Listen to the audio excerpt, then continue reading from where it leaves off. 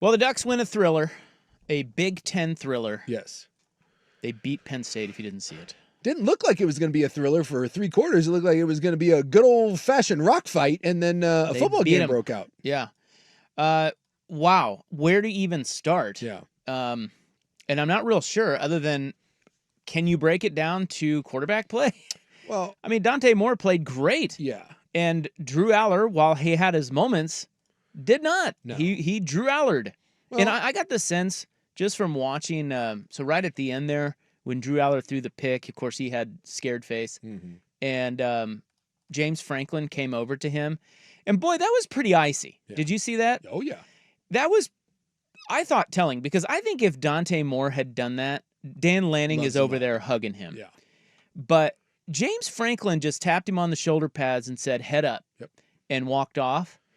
And that kind of led me down a road. My mind started wandering, and I just think, after watching that game, because I haven't watched a ton of Penn State. I know Drew Allar. We've talked about Drew Allar. We talked about with him and Joey last week, and nobody's a real fan of him. And he's got all these immeasurables and immense talent, but he just hasn't put it all together in college. And you just get the sense, just from watching that game, they just don't trust him. No. And that's why, when we go back to Kotelnicki's play calling or why their offense stalls, I think it's just because they cannot trust Drew Allar. And when they had to trust Drew Allar, because they had no other choice, they were down 14 points, he was able to make a couple of plays, at least one big throw. Yeah. But then in the end, when you need Drew Allar, he's going to let you down, and he's done that both times against Oregon. This is why I call it the Drew Allar experience. Remember when they did, remember the old Michael Vick Experience Nike commercial? Do you remember that? No. Yeah, the where they made it almost like you hopped in a roller coaster and you're spinning around. It's one of my favorite. Yeah. Go on YouTube and look it up. It's one of my favorite Nike commercials Really of all good. time. And it's like, you know, those suspension roller coaster rides. And it's that they put you in a chair and they suspend you, and then you're in the middle of the football field, and this thing just takes you through like the most amazing, like you're spinning around and you're dodging everybody, and you basically dodge an entire team and go like on an 80-yard football or 80-yard touchdown run. And then it's like the Michael Vick experience. The Drew Allar experience is 3/4 of you getting punched in the nerds and being like, dude, what are we doing? And then like they feed you your favorite dessert, like a big delicious apple pie, and you're like, and then like an ice bag for your nuggets. And you're like, oh, this feels wonderful. And then right when you're thinking that the ride's over and like, oh, this is a nice way, they take the pie and they mash it in your face. And you're right in that they never trust him. They do this they do it in Ohio State. They do it in so many big games where they play the most conservative game plan known to man. They couldn't run on Oregon. Oregon knew they couldn't run on them. And still they tried nothing until they got down by 2 scores and were like, well, at this point, we can't do anything else, so we might as well start taking some shots down the field. And if he screws it up, he screws it up. And lo and behold, you get the comeback. Penn State's defense played their ass off. And then ultimately, you get to overtime, and he makes a throw that, yes, the reason why you went out and got arguably the best safety in the country this side of Caleb Downs, I mean, when people don't know because he was at Purdue, but Thieneman was literally an All-American at Purdue. The dude is an NFL first day draft pick. He's phenomenal, and he made a great play. Go back and watch that. Why Drew Allar even attempts that throw? He's throwing into bracket coverage. You see this a lot like in the NFL when you see like the cover 2 where there's this high safety and the corner turns the guy loose. They call it like the hole shot, like a honey hole, right? And normally you've got about a 10 to 15 yard window. You can throw it in there because it's usually a ball deeper downfield. This is a condensed field with Thieneman playing the robber, coming sprinted over, and he tried to feather it over 2 guys like into like a 5-yard window.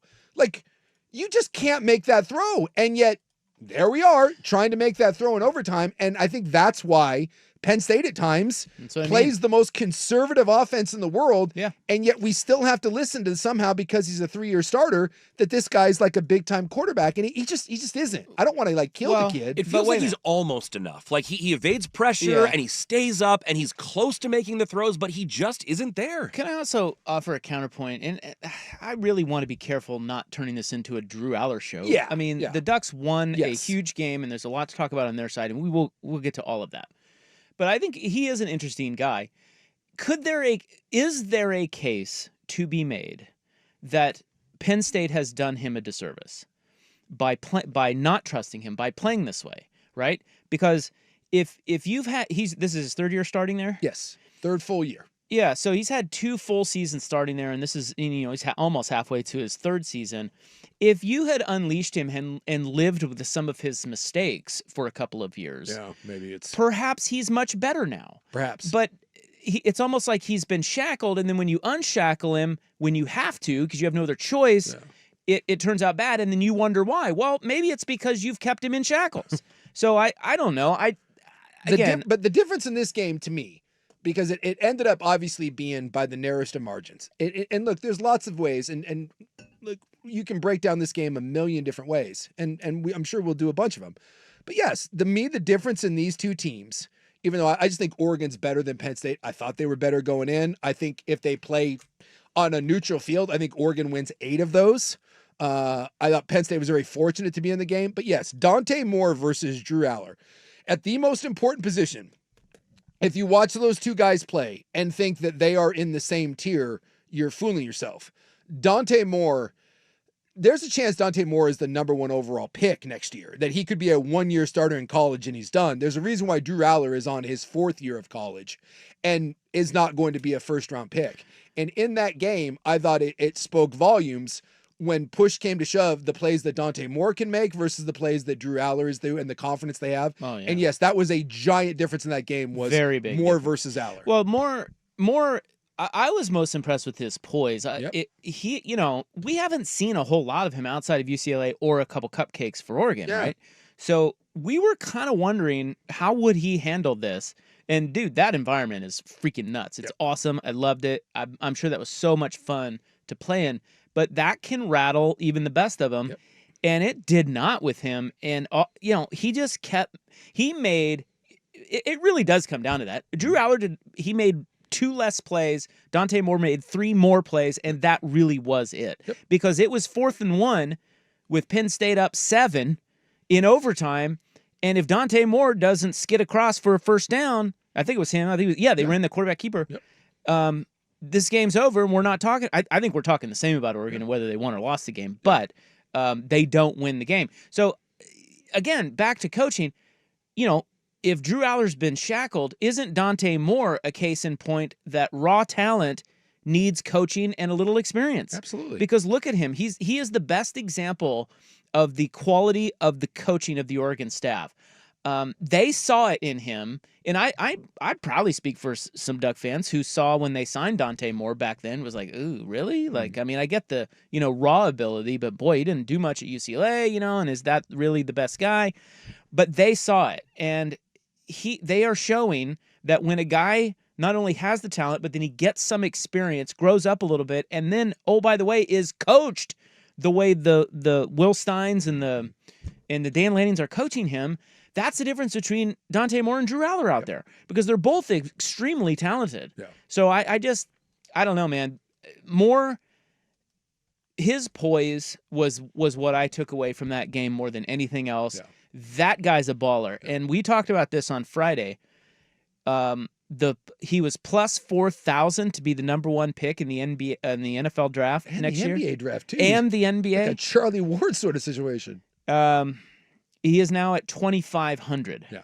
Which is still, I mean, it's still a long shot. It's not a bad bet. But really Mendoza is the favorite to be the #1 pick. Although we get to see on Autzen in 2 weeks. Yeah, you get to see Moore versus Mendoza. Yeah. But the Titans are looking more and more like they're going to have the #1 pick. And they're happy with Cam Ward. Right. He's Are the they one going thing they to? have. And they're probably not going to take a quarterback. So I don't know. Anyway, they'll trade down. Dante Moore was fantastic, and he really did make. I mean, he just made a couple key plays that allowed Oregon to win that game. Even the last touchdown was that Gary Bryant Jr. that had it. I think the ended up being the game-winning score. He's under pressure, sidesteps it, eludes the free rusher, and sidearms the ball and. That's what I mean. And go to the house. He made several of those plays. He was great. And he those was were really off good. script plays. Yes. We had not seen him really pressured, and he didn't get sacked, but he was under pressure plenty of times, had to move around, and we wanted to see what would happen when push came to shove and he actually had to extend plays and make them. And it wasn't perfect. It's not going to be. Penn State is a really good defensive football team, and they did a great job of containing Oregon's offense for 4 quarters, and then eventually just wore down because their offense was doing nothing. But make no mistake, Dante Moore, like those were like little body blows. And it was funny. That's what when Lanning came out and said it was a game of 1,000 cuts, I was sitting there and I think I tweeted at one point, I said, this reminds me of a heavyweight fight where you can't really do a lot of damage and you're just hitting them in the body. And you're just going body blow, body blow, body blow. And then when you get into the championship rounds, all of a sudden the hands start to come down, the gas is out, and I said, Oregon's going to knock them out. These body blows, because one side was grinding. And it felt like Oregon, they weren't necessarily grinding. It's just that Penn State was making one play to get off the field. Oregon was one fingernail short, one shoestring tackle short. And everything Penn State did was a grind. And you saw Penn State's defenders huffing and hands on hips. And I was like, the dam is going to burst on this. And that's was Lanning's point, was the 1,000 cuts. It's just that we didn't see Penn State getting that jolt, because when they got the big touchdown, that place came alive. That place was dead quiet for like 2+ quarters. He said in the post game that, that home field advantage is usually worth about 7 points, and that really didn't feel that way tonight. No, but when they got the big touchdown over the top, and all of a sudden you were like, oh, and that was to Ross. They got the big TD. You were like, oh God! Like all of a sudden the crowd started picking up. I'm like, dude, we got a ball game here, and they came to life. But before that, I thought Oregon just really was delivering body blows, and it would pay dividends, and ultimately it did. Well, Penn State was too. Yeah. I mean, I thought Oregon's defense towards the end, even though they made the big play in overtime, they were getting worn down. I mean, 3 straight drives where they gave up touchdowns. Yep. I mean, of course, the last one's just 25 yards, but still, I mean, they did not, and they were getting kind of gashed towards the end. Yeah. So it's like.